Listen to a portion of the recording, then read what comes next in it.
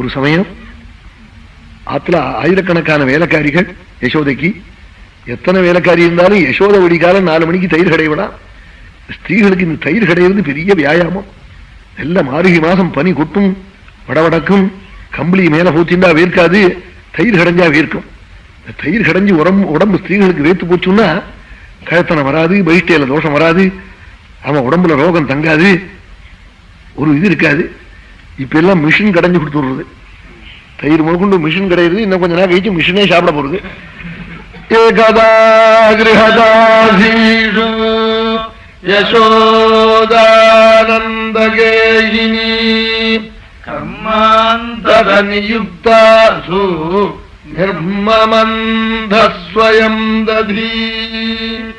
ஸ்மிருதியில் போய் மகாயந்திர பிரவர்த்தனம் கூடாதுன்னு, ரொம்ப பெரிய யந்திரங்களை பிரவர்த்தி பண்ணி வச்சு விடாதே, லட்சம் ஜீவன் சாப்பிடறது கெடுத்துவிடுண்டான்னு. ஆமா, அப்படி வயல்ல இந்த மிஷின்லாம் உழ ஆரம்பிச்சுட்டா அப்புறம் மாடுக்கு பிரசக்தி எது, அப்புறம் எச்சலிடுறதுக்கு சாணி கூட கிடைக்காது, அப்புறம் ஒண்ணும் இருக்காது.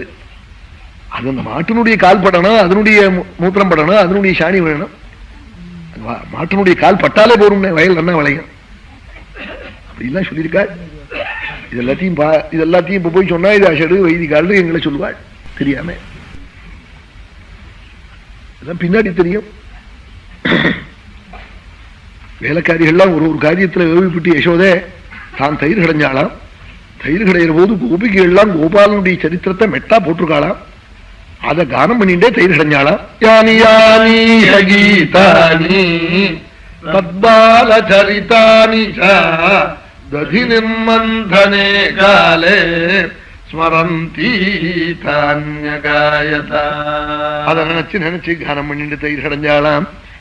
எப்படி தயிர் கடைஞ்சாள் சுகாச்சாரியாள் அந்த தயிர் கடையிறனாத தவறு கொண்டு வந்த ஸ்லோகத்தை காண்பிக்கிறாள்.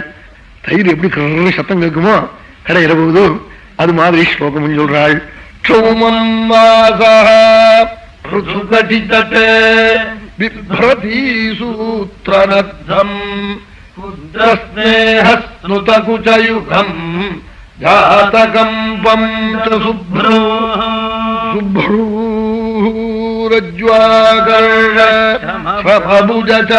கங்கணௌ குண்டலே ஸ்வின்னம் வத்ரம் கபரவிகளன் மாலதி தர்மமந்தா.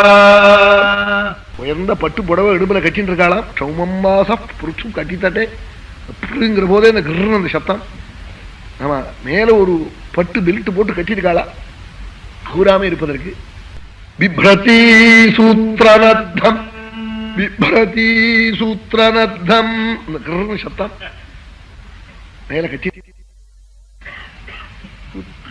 குழந்தைய பத்தி கானம் பண்றபோது தண்ணி அப்படி பெருகி வழியிருந்தான் சுவாமியை ஸ்மரிச்சு. அப்படி இது மாதிரி தயிர் கடைஞ்சா தண்ணியா என்னமா இல்லாம இருக்கும் ஸ்திரீகளிடத்துல. புத்திரஸ்நேகஸ்னுதகுஜயுகம் ஜாதகம் பஞ்சசுப்ரூமான புருவமா அப்படி தயிர் கடைகிற போது உடம்பெல்லாம் ஆடுறதுதான் அவயவங்கள்லாம். அவன் காது வேர்க்கும் தயிர் கடைஞ்சா. காதுல வேர்க்குமா வயசுல காது வேர்க்குமா தயிர் கடைஞ்சா. ஜாதகம் பஞ்ச சுப்ரூ ருஜ்வாகர்ஷமபுஜல கங்கணவு குண்டலேச்ச. காதுல இருக்கிற அந்த தாட்டங்கம் இருக்க தோடு அது ஆடுறதான். கையில கங்கணங்கள்லாம் ஆடுறதான். முகங்கள்லாம் முத்து முத்து முத்தா ஸ்வின்னம் மத்திரம் முகம் வேத்து கிடக்கான். தலையில வச்சுட்டு இருக்கிற மாலதி புஷ்பம் இந்த கடையிற போது அப்படியே தெரிச்சு கீழே விழுதான்.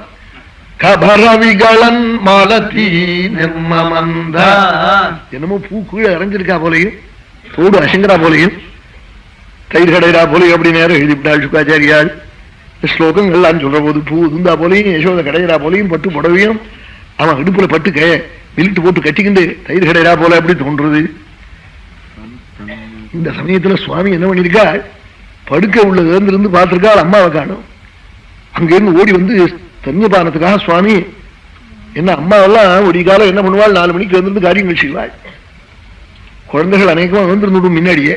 அப்படி எழுந்திருக்காம தூங்கினா என்ன பண்ணுவாள், காரியம் செஞ்சுட்டே இருப்பாள். அவன் முனகிற போது பக்கத்துல போய் படுத்துப்பாள். பக்கத்துல படுத்துக்கிட்டு அவனை எழுப்பி அழிச்சுன்னு வருவாள். ஏன்னா குழந்தைகளுக்கு எழுந்திருந்த போது பக்கத்துல அம்மா இல்லைன்னா ராத்திரி முழுக்க தனியா விட்டுட்டா அம்மான்னு நினைச்சுன்னு அழுவாள். அந்த கவலை மனசுல ஏற்படாதுன்னு கெட்டிக்காரியா இருக்கிற அம்மா அப்படி பண்ணுவாள். அசடா இருந்தா அவன் படுக்க உள்ள அழுவன் சமையல் உள்ள இருந்து கத்துவள் எனக்கு போறதுக்கு இங்கடா இடம் இருக்கு. அது கத்துவள் விடிகாலம் உஷ்ணக்காலத்துல இந்த வாத்தியமா வாசிக்கிறது வீட்டு சொல்லுவள் அமங்கலமான சப்தங்களை. அப்படி சொல்லல யசோதை, இப்படி சொல்ல மாட்டாள். சுவாமியா பரப்பிட்டு வந்து இஸ்தாம் ஸ்தன்ய காமா சாத்ய மத்ரந்தீம் ஜனனீம் ஹரிஹி கிரஹீத்வா ததிமந்தானம்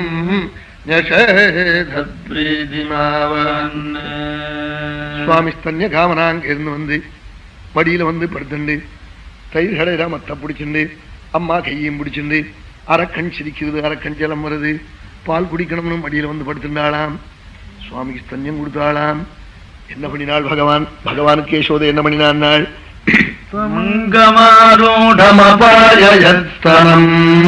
ஸ்நேஹஸ்னுதம் சஸ்மிதமீட்சதீமுகம் அதிருப்தமுத்ஸிஜ்ய ஜபேன சாயயௌ உத்ஸிஜ்யமானே பயசித்வதிஷ்ரிதே. குழந்தைக்கு ஸ்தன்யம் கொடுத்தாளாம். யசோத மடியில படுக்க வச்சுண்டு தயிரம் கடைஞ்சாளாம். இந்த சமயத்துல உள்ள அடுப்புல பால் வச்சிருக்காள், பெரிய பானையில. அது ஒரே அடியா பொங்கி அடுப்புல வழி ஆரம்பிச்சது. சுவாமி இன்னும் சாப்பிட்டு திருப்தி அடையில உள்ள அது வழி ஆரம்பிச்சுடுத்து. வெட்டுக்குன்னு தலையை பிடிச்சி இழுத்து குழந்தைய கீழே தள்ளிவிட்டு உள்ள ஓடினாள், பால் அடுப்புல பொங்குறதேன்னு. சுவாமிக்கு கோபம் வந்துடுத்து. நம்ம காட்டிலும் இவனுக்கு பால் பெருசா போச்சு பாத்தியா? உடனே என்ன பண்ணினான்? சஞ்சாத கோபா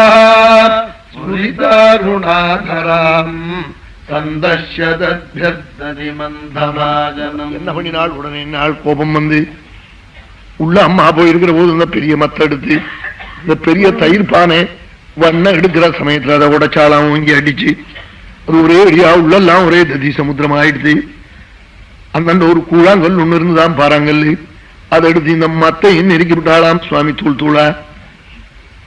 இன்னொரு 10 நாளைக்கு தச்சம் வீட்டுக்கு போனா கூட அவளால மத்து பண்ண முடியாது. அது மாதிரி பண்ணிவிட்டாள் சுவாமி. பண்ணிவிட்டு இங்கோ பரப்பிட்டும் போயிட்டாள்.